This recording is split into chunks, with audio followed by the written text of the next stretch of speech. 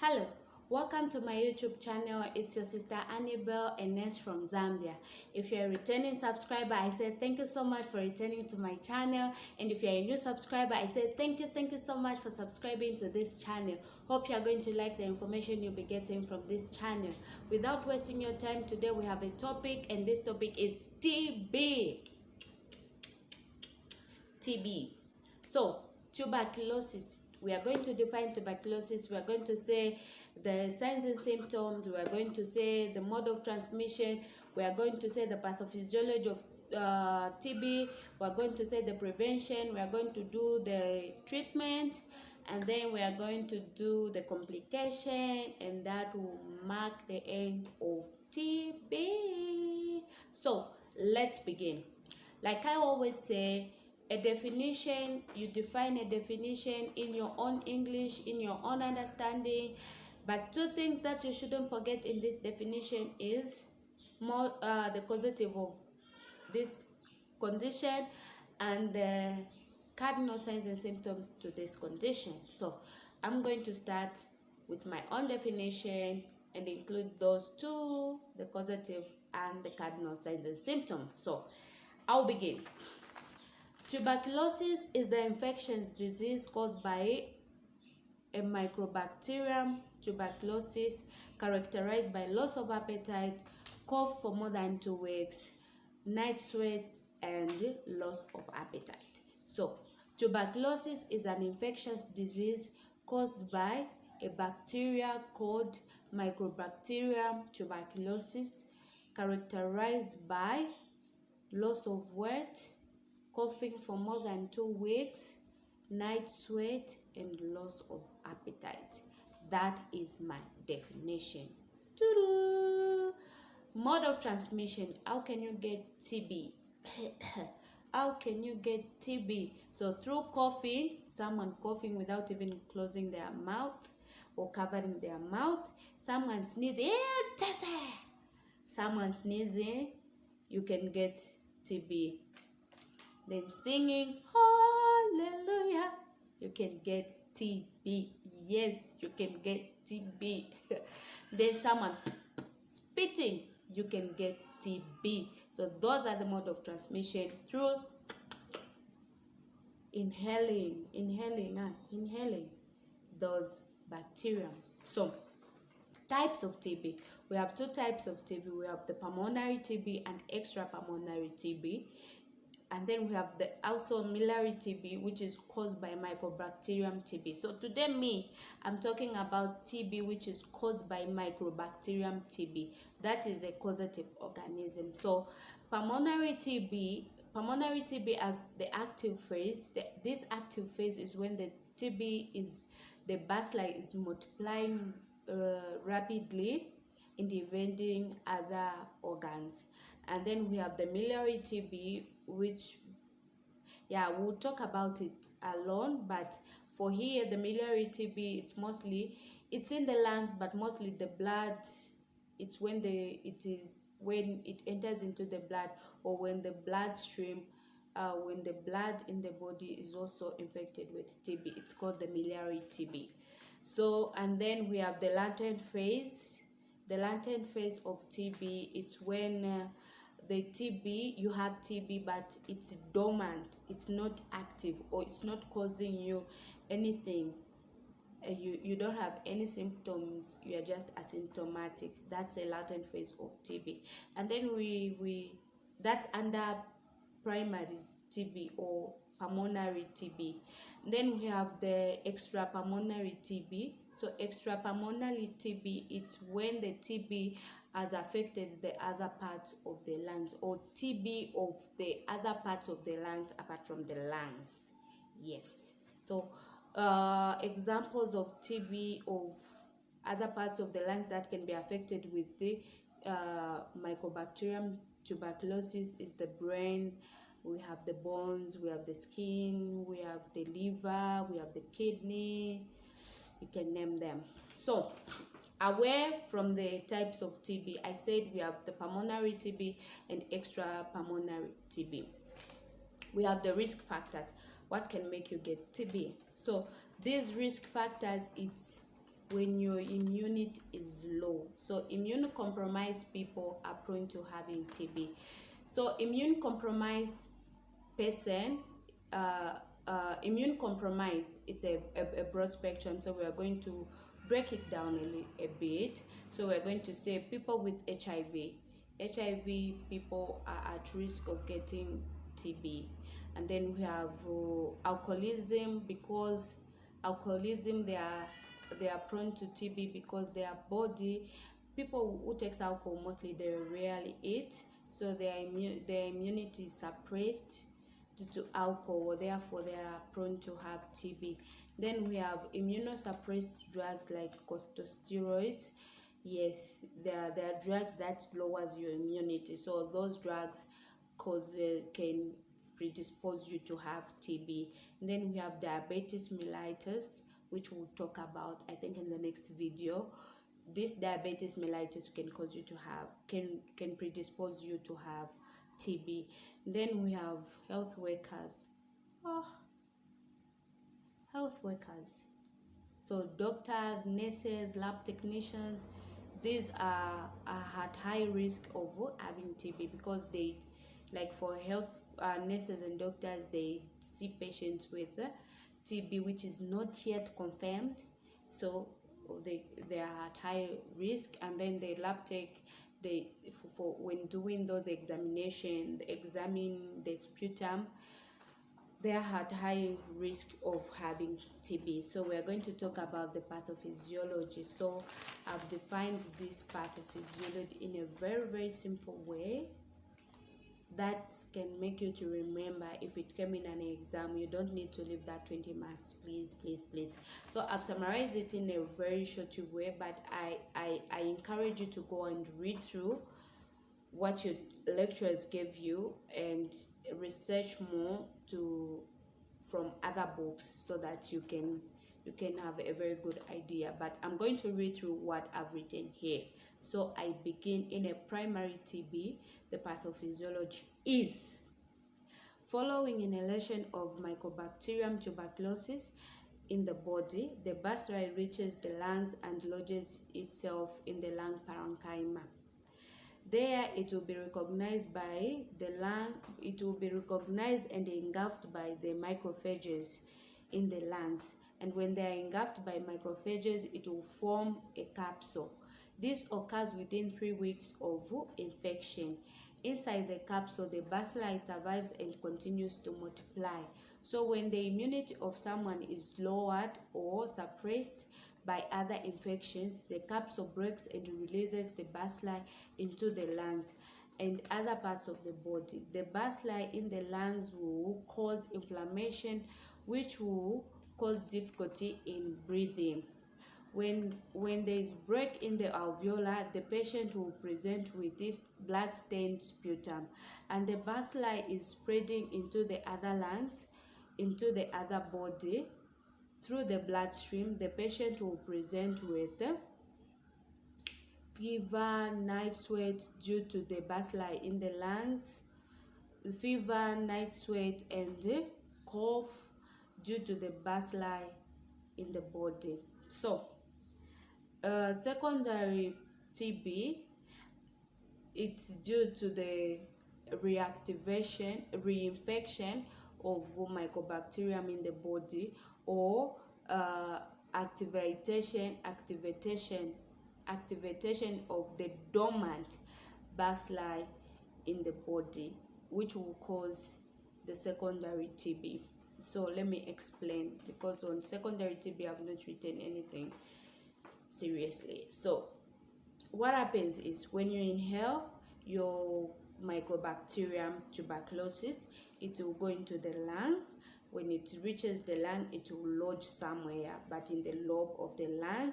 And then when it lodges there, the body will be like, we have a visitor. So the macrophages that are found in the lungs, they are going to engulf this bacilli.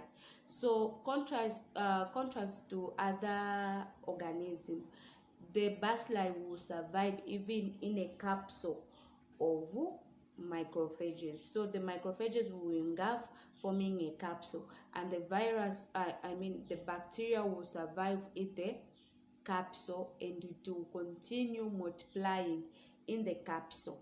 So when someone's immunity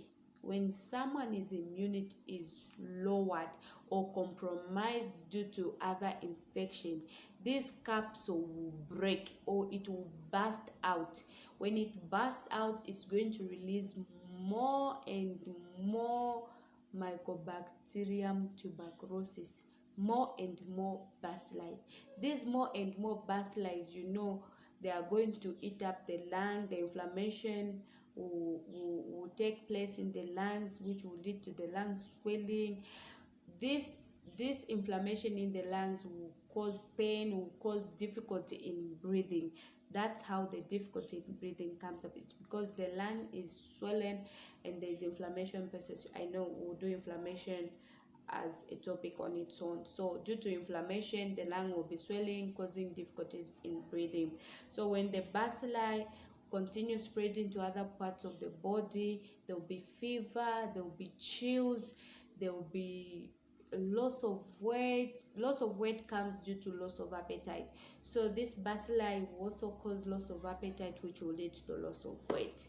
So in the secondary TB, what happens is when this before I reach the secondary TB, so when you start having these symptoms, then you go to the hospital. So what happens for the body to fight this bacilli? So the macrophages will release some chemicals that will kill these bacilli, like reactive oxygen species, reactive nitrate species, protease. It will release those chemicals to fight the bacteria. But other bacilli will not die, will remain encapsulated and remain dormant. Yes, because now the immunity is strong, so they won't burst out. So that's when I come to the secondary TB. So secondary TB, it comes about due to or as a result of reinfection or activation of these capsules. So when your immunity is lowered again, maybe you have HIV now, and then the immunity is lowered, these capsules will be activated now. The bacilli, the capsule will be activated, hence it's going to burst and goes to the other parts of the body and they reinfect you again. That's how the process starts. Hope I've said something sensible to make you understand clearly. So initially, that's what happened with TB. Hope you've gotten something. If you can't remember this, please try to remember what your lecturers taught you and try to research more on TB. So having said the pathophysiology, we're going to say the signs and symptoms. So signs and symptoms of TB, we've said there will be night sweats, we've said there will be coughing for more than 2 weeks, will be chills and fever. Then there can also be loss of appetite and loss of weight. So the patient will tell you, sister, I've lost some weight, or you ask the patient, is this the way you are, or you've lost some weight? So they'll say, actually, I've lost some weight. Yeah, so those are the signs and symptoms. So away from the signs and symptoms, we are going to investigate. So this patient comes to the hospital or to your health facility with these complaints: loss of weight, coughing for more than 2 weeks. Yes, then let's investigate. So we can do history taking if this client of ours had any contact with someone who is infected with the TB, or has been nursing someone who is infected with the TB. So we'll do history taking, and then we can also do X-ray, which will show the consolidation in the heart. Yes, so we can do chest x-ray, we can do sputum for gene expert and culture, we can also do sputum for facet acid bacilli. Yes, we can also do sputum for that. So after we've investigated our patient, we are going to do the treatment. So drug treatment or medical treatment of TB. So initially TB is supposed to be treated for 6 months. So 1, 2, 3, 4, 5, 6 months. So in initial phase, we'll give 2 months. In the 2 months, in the 2 months, we are going to give the 4 FDCs, which is the rifampicin, isoniazid, pyrazinamide, and the ethambutol. So we'll give rifampicin 150 milligram per kg body weight. Then we'll give isoniazid, which is 75 milligram per kg body weight. We can also give pyrazinamide. Pyrazinamide is 400 milligrams per kg body weight, and then ethambutol is 275 milligrams per kg body weight. We've removed, I hear they've removed streptomycin, so don't include streptomycin because it was injectable and blah blah blah blah. So we give these 4 drugs in the initial phase, which is 2 months, and then in the last 4 months we are going to remove 2 and remain with 2. So we'll remove ethambutol and pyrazinamide, and we'll remain with the rifampicin and the isoniazid. So if we give this treatment and then the patient is not curable in a complicated TB, so when it doesn't work or it becomes drug resistance, we do the investigation again. So we are in complicated TB, we treat for 12 months, which is a year. So all the same, even if it's 12 months, the first 2 months you give rifampicin, isoniazid, pyrazinamide, and ethambutol, and then the continuation phase, which is 10 months, we'll give rifampicin and isoniazid only. Streptomycin, we used to give streptomycin in a continuation phase, but I hear it has been removed because of it was injectable. So you can't be injecting somebody for the next, I don't know if it's 6 months or how many months. No. So that is all about the treatment of TB. But all in all, these drugs have got side effects. So they've got side effects. People are taking TB drugs can come with jaundice, they can come with dizziness, they can come with sepsis shock, yeah. Then they can come with a severe skin rash. Then they can also come with deafness. They can also come with color perception, loss of color perception. Yes, loss of color. They become color blind. Yeah, green, yellow. Yeah. So those are the side effects of TB drugs. And then the complications. I think the complications can be organomegaly. Yeah.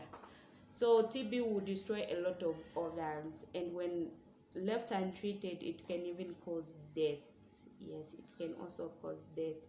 And if somebody becomes drug resistance, MDR, it's another topic on its own that we will look into on this channel later. So for now, it's bye to TB. Bye to TB. Hope you've learned something. Hope you've gotten something. So it's your sister Annabelle. And from me to you, I say don't forget to invite others. Tell them to subscribe. Tell them to subscribe. Tell them to like it. And don't forget to drop some comments. Goodbye and God bless you.